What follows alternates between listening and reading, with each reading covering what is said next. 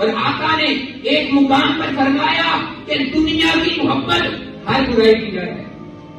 دنیا سے محبت کرنا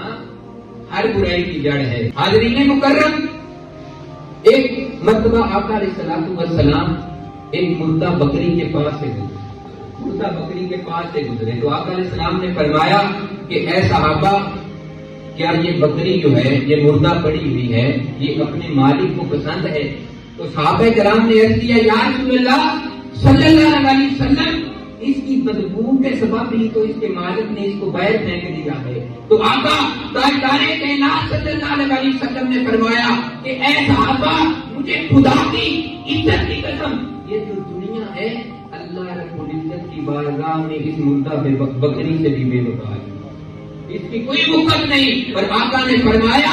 اگر اللہ تعالیٰ کے یہاں اس دنیا کا مقام مچھر کے پر کے برابر بھی ہوتا تو اللہ رب العزت کی کافر کو ایک قطرہ پانی کا بھی نہ پینے دیتا۔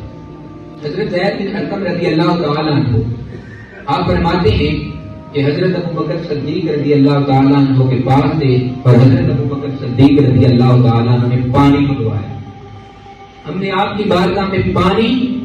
اور شہد پیش کیا، آپ نے اپنے منہ کے قریب کیا اور رونے لگ گئے۔ صحابہ کرام بھی آپ کو دیکھ کر رونے لگ گئے اور صحابہ تو کچھ دیر بعد چپ کر گئے، لیکن حضرت ابو بکر صدیق رضی اللہ تعالیٰ عنہ مسلسل روتے رہے۔ صحابہ کرام نے یہ گمان کیا کہ ہم آقا حضرت ابو بکر صدیق سے ان کے رونے کی وجہ سے نہیں پوچھ سکیں گے۔ حضرت زید بن ارقم رضی اللہ تعالیٰ عنہ صحابی رسول آپ سے پوچھتے ہیں کہ آپ اے سیدنا صدیق اکبر آپ کیوں رو رہے ہیں؟ تو خلیفہ رسول حضرت ابو بکر صدیق رضی اللہ تعالیٰ عنہ فرماتے ہیں کہ ایک دن میں آقا علیہ السلام کے ہمراہ تھا، میں آقا علیہ السلام کے ہمراہ تھا، آقا علیہ السلام کو میں نے اس حال میں دیکھا کہ آقا علیہ السلام اپنے آپ سے کسی چیز کو دور کر دیا، اپنے آپ سے کسی چیز کو بگا رہے ہیں، حالانکہ آقا علیہ السلام کے پاس کچھ نہیں تھا۔ تو میں نے عرض کیا یا رسول اللہ صلی اللہ علیہ وسلم، آپ اپنے آپ سے کس چیز کو دور کر رہے ہیں؟ تو آقا تاجدار کائنات صلی اللہ علیہ وسلم نے فرمایا کہ اے ابو بکر، دنیا میرے پاس آئی، دنیا میرے قریب آئی تو میں نے اسے اپنے آپ سے دور کر دیا، اپنے آپ سے بگا دیا، اور وہ پھر آئی اور مجھ سے کہنے لگی یا رسول اللہ آپ نے تو مجھے اپنے آپ سے دور کر دیا، لیکن آپ کے بعد والے آنے والے لوگ مجھ سے دور نہیں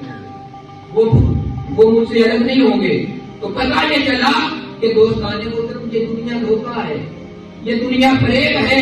اسی لیے تو آقا علیہ السلام نے اس دنیا کو اپنے آپ سے دور بگا دیا، اس مال و دولت کو، ان کھیت تماش ہر چیز کو اپنے آپ سے دور کر دیا، دنیا کو دور کر دیا۔ مگر کتنی افسوس کی بات ہے آج ہم مسلمان، آج ہم اس کے پیچھے مارے پھرتے ہیں، ہمارا تو مقصد ہی دنیا رہ گیا ہے۔ عزیزان من، آؤ دنیا کی چیز کا نام ہے، اس حقیقت کو سمجھو۔ آقا تاجدار کائنات صلی اللہ علیہ وسلم نے اس کو اپنے آپ سے بگا دیا، صحابہ کرام نے اس کو اپنے آپ سے دور کر دیا، اور مومن بھی اس سے نفرت کرتے ہیں، اور کافر کے لیے یہ دنیا جنت ہے۔ دنیا کی آپ سوال کر سکتے ہیں شہزاد بھائی دنیا کی حقیقت کیا ہے؟ دوستان محترم، دنیا کی حقیقت یہ ہے